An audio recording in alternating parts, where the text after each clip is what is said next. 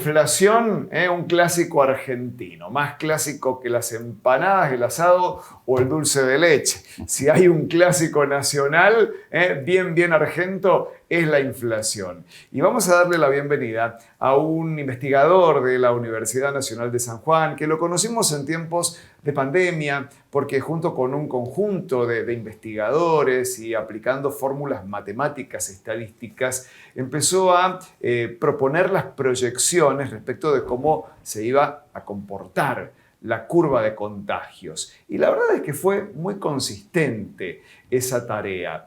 Con una metodología análoga, hoy han migrado su tarea y están haciendo este ejercicio predictivo, estadístico, respecto de la inflación. ¿De quién estamos hablando? Del doctor Daniel Patiño, a quien le damos la bienvenida. Daniel, bienvenido. Muchas gracias por acompañarnos. Un gusto estar nuevamente con ustedes. Es así, ¿no? Digamos, tomaron una metodología similar, semejante a la de la pandemia y dijeron, bueno, vamos por la nueva pandemia, la nueva vieja pandemia, la de la inflación, ¿no? Sí, exactamente. Nosotros trabajamos con los datos oficiales del INDEC, procesando lo que es la serie temporal de lo que es el IPC. Y bueno, a partir de esos datos, los procesamos prácticamente con la misma metodología que veníamos haciendo el caso de propagación, el número de casos de COVID, aplicado a esta nueva serie temporal, que en este caso es el IPC, de importancia en estos momentos para Argentina. Y bueno, dijimos, vamos a hacer de nuevo una predicción, una estimación en la predicción del índice inflacionario para los argentinos. ¿Y cómo está funcionando, en función de la tarea que han venido realizando y la verificación después respecto de los datos que ha informado el INDEC? Sí, nos ha dado con un margen de error por debajo del 5% en la mayoría de las predicciones que hemos ido tomando. En algunos casos inclusive fue exactamente el mismo valor que dio el INDEC. Por lo tanto, de alguna manera es un proceso que tiene un protocolo que de alguna manera nos confirma y lo vamos validando mes a mes ese dato y efectivamente, tenemos buenos resultados en ese sentido. La predicción funciona, el modelo matemático está funcionando. Sí, funciona. Es decir, siempre nosotros hemos trabajado no solamente con la serie temporal que da el INDEC, sino con algunas series subyacentes que trabajamos, como por ejemplo la aceleración, que es un índice propio que nosotros propusimos y que nos da una idea de que si bien la inflación, por ejemplo, puede estar bajando, la aceleración puede estar subiendo, con lo cual eso indica que en los próximos meses la inflación va a subir. Entonces es un índice muy indicativo de qué es lo que va a suceder en el corto plazo en el valor del IPC. Daniel, ¿podemos hablar? Estamos ya en septiembre, ¿no? ¿Podemos hablar de aquí a diciembre o es muy aventurado? Bueno, las estadísticas nos están dando que tuvo un decrecimiento importante en la curva del IPC en este primer semestre y parte de este segundo semestre, pero ha llegado a valores donde la aceleración, por ejemplo, en estos momentos está subiendo, un poquito, pero no significativamente, lo cual ha hecho que ese valor se estanque, es decir, venía bajando en un 10 o un 15% el IPC respecto del mes anterior y eso se ha estancado, por ejemplo, en el último caso en un 2,5%. Entonces, eso nos está indicando de que probablemente la serie, si nosotros tenemos mayor error mientras el horizonte de predicción es mayor, pero nos está dando que para diciembre-enero podríamos llegar a perforar el 2%. Obviamente con este cambio nuevo de metodología del INDEC, que yo creo que están apuntando más a tener una mayor precisión, porque justamente cuando uno tiene inflaciones del orden del 5, del 10, del 15, del 25%, los errores estadísticos prácticamente no son importantes significativamente en función de ese número. Ahora, cuando tenemos valores de inflación del orden del 3%, el 4%, del 2% o del 1%, es importante allí la precisión de cómo van a tomar o cómo van a hacer el muestreo para poder determinar el IPC. Entonces, estamos hablando de un índice de aceleración que ustedes han detectado se ha incrementado, pero aún así una inflación a la baja. ¿Cómo se combina una cosa con la otra? Claro, teníamos un valor de la inflación que bajaba significativamente. Sí. La aceleración bajaba también, bajó el umbral que nosotros decimos que podemos decir que la inflación está controlada, es decir, está por debajo de ese umbral en la aceleración, pero hemos notado en estos últimos 3 meses que esa aceleración se desaceleró y lo hemos visto en este pequeño decremento que ha habido en el IPC de estos últimos meses. Sí. Y probablemente este mes, nosotros estamos haciendo la predicción de este mes en 3.9. Con respecto a 4 es muy bajo lo que baja en principio para nuestro indicador. A ustedes agosto les da 3,9. Nos da 3,9 y con una aceleración o desacelerando. Es decir que en este caso que probablemente vaya a oscilar o se vaya a sostener en ese valor en los próximos meses.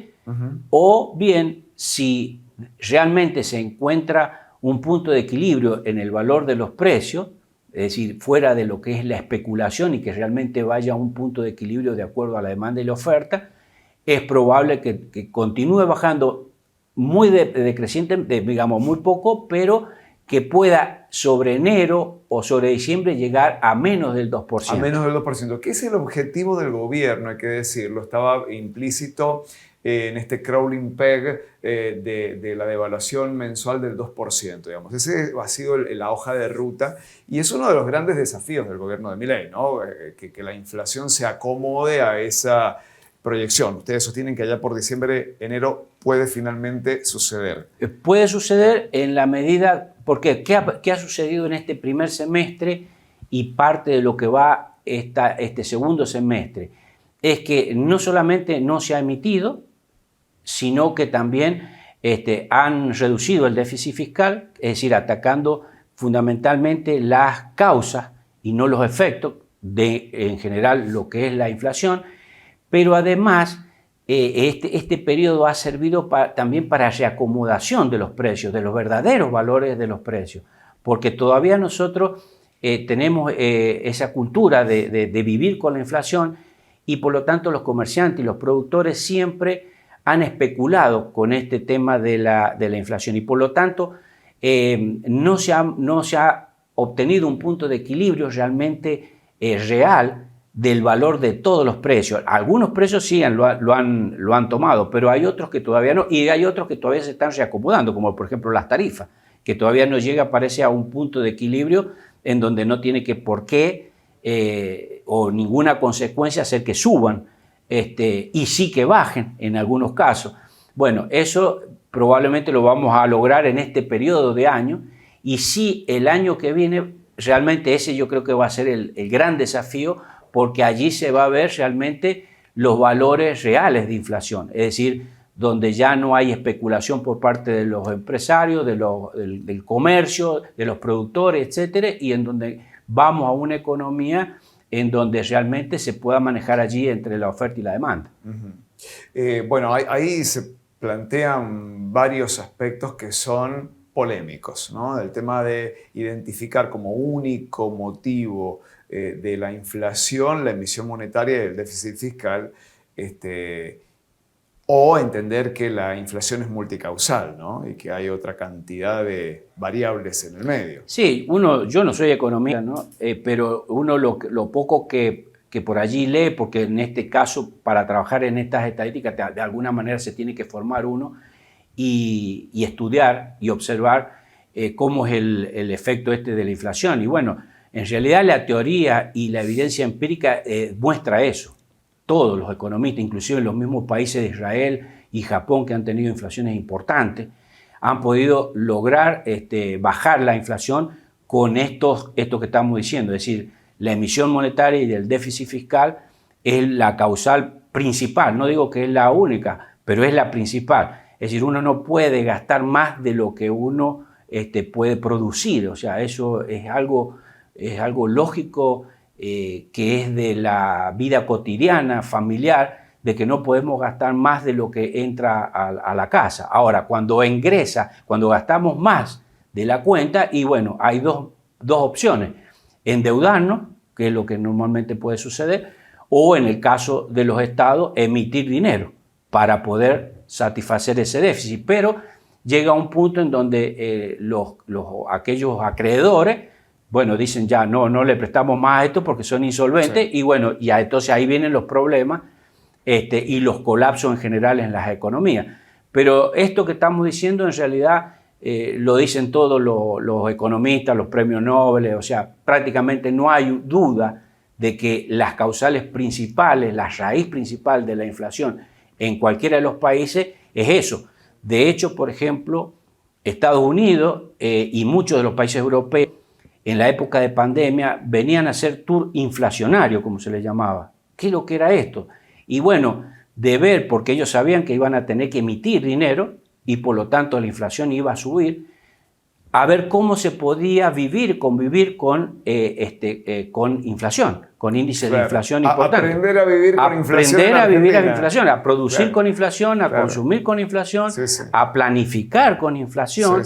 Y entonces dijeron, bueno, vamos a ir a estos lugares, ¿a dónde? Argentina, especialistas de estos tipos de convivir y de vivir con la inflación, para poder ver qué podían hacer. Indudablemente pasó la pandemia, bajaron los valores de emisión monetaria y evidentemente se ve reflejado también en una baja de la inflación en esos países. Recuerdo cuando trabajaban en época de pandemia con las proyecciones de las curvas de contagio y demás, que habían generado una red nacional argentina. En este caso, ¿es una iniciativa acá de San Juan de ustedes o hay algún vínculo con otros puntos del país? Tenemos vínculo con otras consultoras privadas que ellas en realidad lo que hacen es muestrear. Claro. Hacen un muestreo mucho menos significativo que el INDEC. Claro. Y entonces podemos allí compartir algunos datos, ellos muestreando y nosotros a partir del modelo matemático. Entonces uno puede compartir y más o menos los índices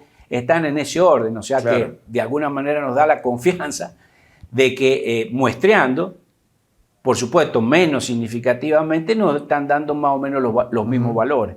Bueno, 3,8 es la predicción. 3,9. Va a estar por ahí. La predicción para el IPC de agosto, que entiendo se va a dar a conocer esta semana. Y alrededor del 2%, o a lo mejor menos, allá por diciembre, enero, lo dijo Daniel Patiño. Gracias, Daniel. Muchas gracias por acompañarnos. El doctor Daniel Patiño, investigador de la Facultad de Ingeniería del Instituto de Automática, ¿no? De la Universidad Nacional de San Juan. Pasó por aquí por banda ancha. Pausa, ya volvemos.